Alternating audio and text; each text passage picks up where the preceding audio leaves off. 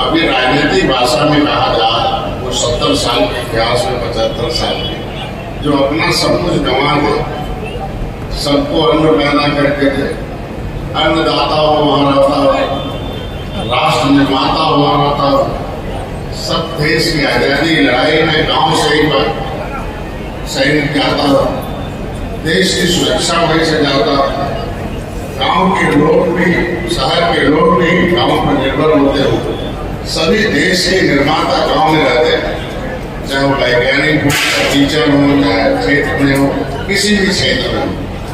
तो गांव का नाम हो गया कि व्यवस्था अंग्रेज और मुगलों ने क्या कर दिया, 750 वर्ष मुगलों ने, 350 वर्ष अंग्रेजों ने, कि गांव के लोग जमींदारी प्रथा से इतने दबे, एक ऐसी व्यवस्था के शिकार हुआ भारत कि देश के गांव के लोगों से किस तरीके से मालगुजारी के माध्यम से राजस्व वसूलने के लिए उसमें अंग्रेजों के द्वारा कलेक्टर नियुक्त हुआ, collect the money from public, public से कैसे पैसा कलेक्ट किया जाएगा उसका नाम ही कलेक्टर हुआ करता था। और वह परंपरा आज भी जारी है, देश का सबसे ज्यादा टैक्स गांव का आदमी देता है और आज गंवाने वाले को गांव कहते हैं।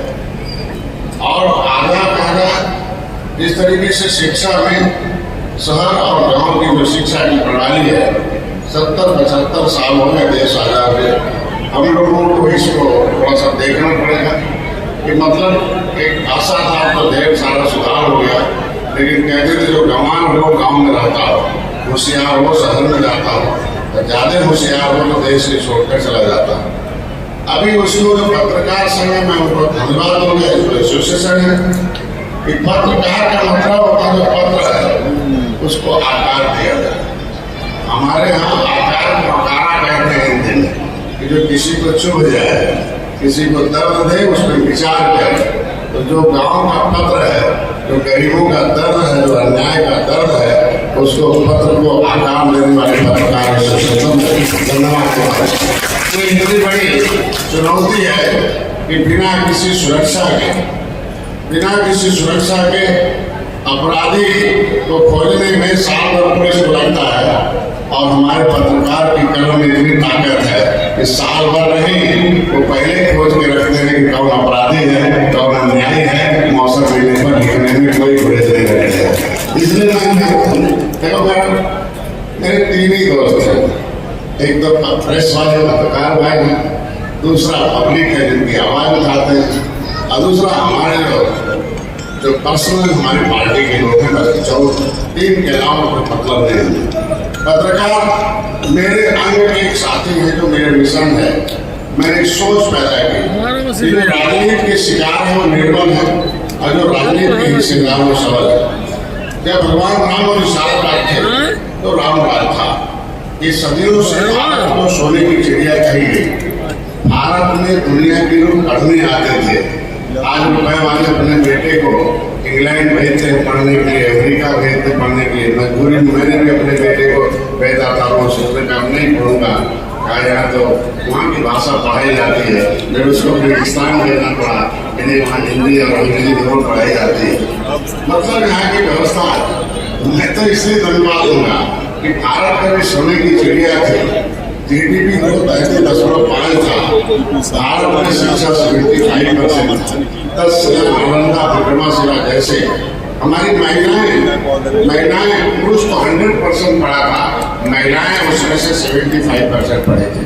वो एक जमाना था कि दुनिया के लोग भारत को सीखने के लिए आते थे। आप देखें तमाम हमारे पास दस्तावेज मौजूद है, लेकिन विदेशी ताकतों ने इस भारत को कैसे खोखला किया, उसमें हमारे देश के लोग भी ज्ञान का बस या थोड़े से स्वार्थ बस उसके साथ हो गए। अब नतीजा हो गया कि भारत को कहाँ से कहाँ चला गया। उसके निर्माण में हम सब लोगों को मिलकर निर्माण करना पड़ेगा। एक ही था कि भगवान राम और विशाल कभी एक साथ बने राजा अभिषेक ने, दोनों ने जब कलम चलाया था तो राम राजा था, सुख का राजा था, बिना भेदभाव का राजा था, फिर से वही सीट राजा बिना भेदभाव के सभी जाति, सभी धर्म, सभी वर्ग सुख का राजा है। ये तभी संभव है जब सभी लोग इस बात को ध्यान दें कि हिस्ट्री का मतलब पॉलिटिक्स, इतिहास जो होता है वो राजनीति की माँ होती है। मैंने कभी 7 जून 2015 को इस सहजनवा के विरोध में एक आंदोलन किया था। यहाँ के लोगों ने मेरा जान बचाया था। सहजनवा मेरे जिंदगी भर कभी आप भूल नहीं सकता। सहजनवा की धरती हमें जिंदा रखी है। कैसे उस समय कैसे गोली चलने की 6 घंटे आंदोलन करना हक है। किसानों के आंदोलन को दबाना ये देश के लिए बहुत खराब है। किसी का आंदोलन, युवाओं का, महिलाओं का आंदोलन की आवाज है। उस आवाज में सबसे पहले पत्रकार बंधु थे। मैं पत्रकार बंधुओं का इस समय उनकी वीरता को मैं भूल नहीं सकता कि अपना जान बचाने के लिए अपने कैमरे को पेड़ में टांग कर चले गए और 6 घंटे के उस क्रूरता को अपने पैर रख के हमें भेजा था। ये भी पत्रकार बंधुओं ने उस गोली से डरे नहीं, अपने कैमरे में कैद करते रहे। तो आज के दिन में समाज की आवाज को, समाज के अन्याय को, समाज की सोच को, अच्छे सोच है, संपादकीय निकलती, अच्छे सोच है, शब्द ऐसे ऐसे हैं, उससे हुकूमत चलती शब्दों की। जो कहते हैं कि शब्दों की खेती, देश की सुंदरता की खेती पत्रकारिता के कलम से निकलती है, इसमें कोई गुरेज नहीं होगा। देश की सुंदरता जो भी शब्द होगा वो समाज को जाता। तो ये अन्याय की आवाज, न्याय दिलाने के लिए कलम चलाना, जनता की आवाज को सरकार तक पहुंचाना और सरकार को मजबूर करना। आप कितना ही आंदोलन करते रहिए, अगर अखबार में नहीं छपा, टीवी पर नहीं चला, तो उसका कोई मतलब नहीं होता। सरकारों को मजबूर होना पड़ता है कानून बनाने के लिए, सरकारों को मजबूर होना पड़ता है अपनी नीति में परिवर्तन होने के लिए, और सरकारों को मजबूर होना पड़ता है गलती छोड़कर हटने के लिए और दूसरे को लाने के लिए। ये भी पत्रकारिता मैंने अपने आंखों से देखा। लगभग 23 साल में प्रैक्टिस किया, अपनी आंखों से सब देखता रहा, बहुत कुछ देखा। लगभग मेरे 60 साल उम्र होने वाली है। मैंने अपनी आंखों से बहुत देखा। देश की 3 लड़ाई देखी, पूरी पाकिस्तान, पश्चिम पाकिस्तान, चाइना। मेरे पिताजी सुबेदार में घर है, मैं गाँव का रहने वाला हूँ। एक नदी, एक जंगल, मैं 7 किलोमीटर पैदल जाकर हाई स्कूल पास किया, फिर 5 किलोमीटर जाके कक्षा 5 पास किया। लेकिन कुछ देर तक हमें दून कॉलेज में पढ़ने का अवसर मिला शुरू में, लेकिन परिस्थितियाँ थी, प्रेम था, लोगों को वापस ला। लेकिन वो गांव का जो दर्द है वो हम लोगों से भूलता नहीं। कभी वो भी समय था कि हम लोग अपने बस्ते में टाट लेके जाते थे और बालू को फूल पकड़कर बैठकर पढ़ते थे। उस समय के विद्यार्थी भी ऐसे थे, 5 मिनट रुक जाओ, थोड़ा सा नाश्ते वाले, 5 मिनट रुक जाओ, बच्चे तुम्हारे लिए बोल रहा हूँ। देखो 5 मिनट ज्यादा नहीं, हमारा काम में टीचर हूँ मैं, लेकिन कम टीचर ज्यादा हूँ। नेता बहुत है देश में, हम नेता नहीं, नेता बनाने वाले हैं। मैं चाहता हूँ आदर्शवादी नेता आ जाए और देश के मिशनरी नेता आ जाए, जिसके अंदर राष्ट्रवाद की सोच आ जाए, तो फिर भारत सोने की चिड़िया बनाने से कोई रोक नहीं सकता। मैं तो जंगल के किनारे रहने वाला हूँ, 5 किलोमीटर प्राइमरी और 7 किलोमीटर हाई स्कूल पढ़ते आए, लेकिन कुछ दिन तक दून कॉलेज में हमें पढ़ने का अवसर मिला। लेकिन कि क्या है शिक्षा में अंतर, मैं तो नहीं कहूँगा कि शिक्षा बहुत जरूरी है।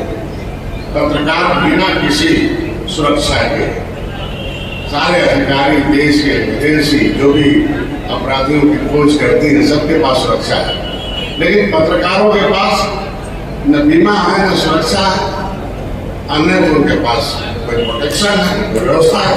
मैं तो चाहूँगा पत्रकार भाइयों से कि अपनी भी आवाज बुलंद करें।